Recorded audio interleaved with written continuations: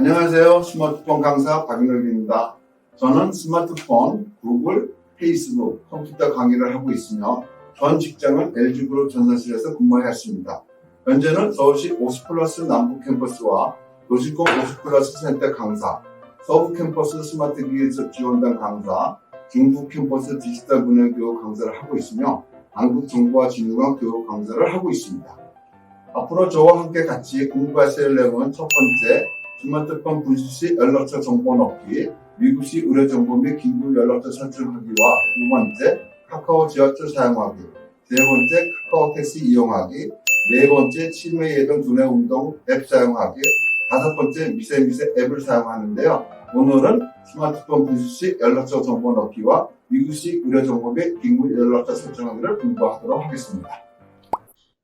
잠금 화면에 연락처 정보 입력하기를 같이 공부해 보도록 하겠습니다. 스마트폰을 분실하실 때 걱정이 많이 되시겠죠? 저도 걱정이 많이 됩니다.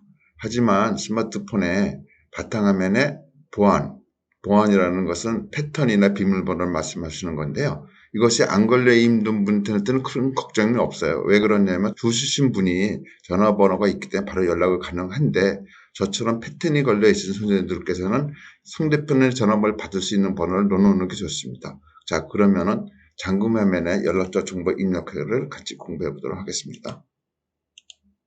스마트폰 분실 시 스마트폰에 보안 설정이 되어 있는 경우 연락을 받을 수 있는 가족의 연락번호를 입력하여 놓으면 습득한 분과 연락을 쉽게 할 수 있습니다.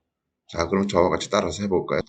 자, 이렇게 나오는 거고, 자, 스마트폰 화면을 위에서부터 밑으로 내려보겠습니다.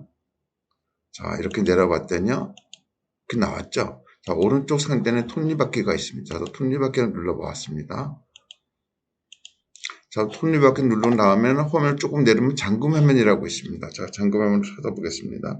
네, 여기 있네요. 잠금을 눌러보겠습니다.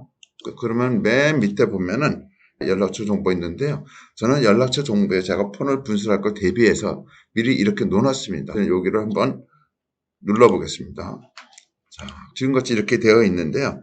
빈 화면에다가 이렇게 저처럼 넣어주시면 좋을 것 같아요.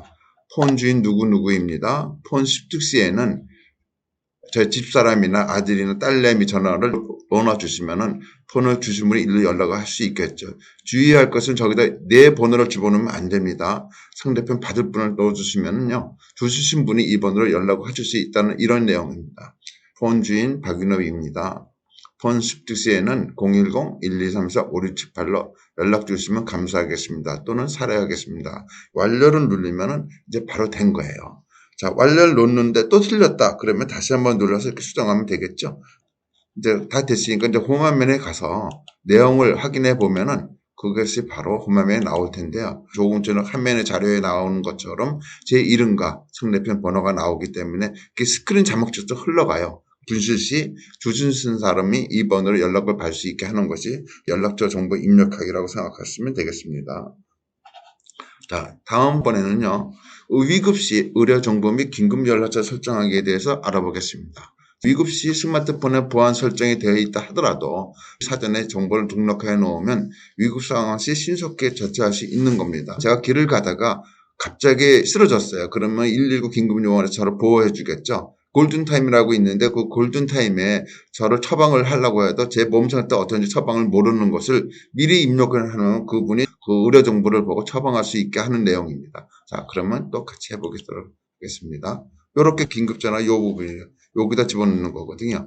자, 그러면 연락처를 눌러보겠습니다. 자, 연락처를 눌러서 나라고 하는 부분이 있죠. 여기 눌러보겠습니다.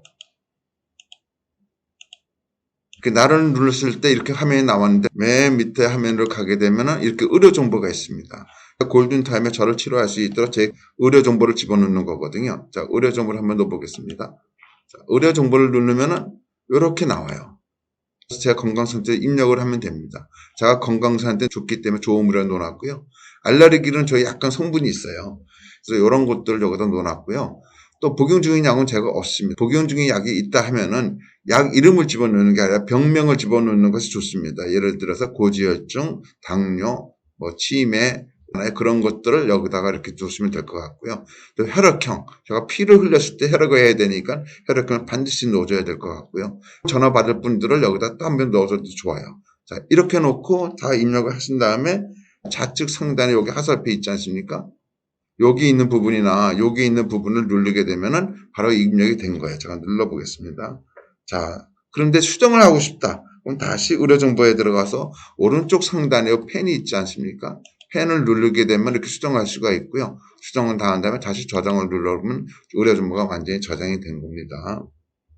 자, 그 다음에는 의료정보까지 놓는데 제가 긴급하게 쓰러져 있기 때문에 129 구급요원이 저걸 연락번호를 좀 알아야 되는데 공교롭게 제 스마트폰이 비밀번호가 걸려있어 연락할 방법이 없는데 비밀번호가 걸려있다 하더라도 긴급연락처를 여기다 저장해 놓을 수 있습니다. 그 부분에 하단에 보면 긴급연락처로 되어 있는데 긴급연락처를 등록을 같이 해보도록 하겠습니다. 자, 그럼 긴급연락처를 눌러가면 이제 이렇게 나오겠죠. 그래서 여기 이제 이렇게 나왔는데 저는 이미 등록시키는 사람이 3명이 있기 때문에 이렇게 나온 거예요. 근데 상단에 펜을 눌러보면 수정을 할 수 있습니다. 그럼 여기서 이제 그룹원 추가를 누르면은요, 스마트폰에 등록되는 가족의 연락처가 나오겠죠? 그러면 여기서 그룹원 추가를 눌러보겠습니다. 자, 가족이 제일 중요하니까 저희 가족을 눌러보겠습니다. 그럼 사진이 체크 표시로 바뀔 거예요. 가족도 누르고요, 아들도 누르고요, 딸도 눌렀습니다. 자, 자료에도 똑같이 이렇게 된 상태입니다. 눌렀더니 화살표로 바뀌어졌겠죠? 네, 이렇게. 다 됐으면 이제 완료를 누르면 되겠습니다. 그러면 3명이 긴급연락처로 등록을 되었기 때문에 119 요원이 3명한테 번호 누르기만 하면 연락이 되는 거겠죠.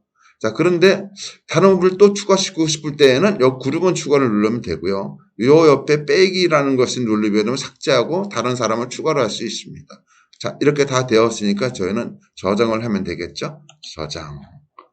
자, 이제 끝난 거죠. 자, 그러면 이제 저희는 이제 스마트 분실할 때에도 연락받을 정보를 넣어놨고요. 제가 길을 가다가다 쓰러졌다 하더라도 긴급 전화해서 제 의료 정보를 넣어놨고 연락을 받은 사람을 넣어놨기 때문에 테스트를 한번 해보면 될 것 같아요. 자, 홈화면으로 왔습니다.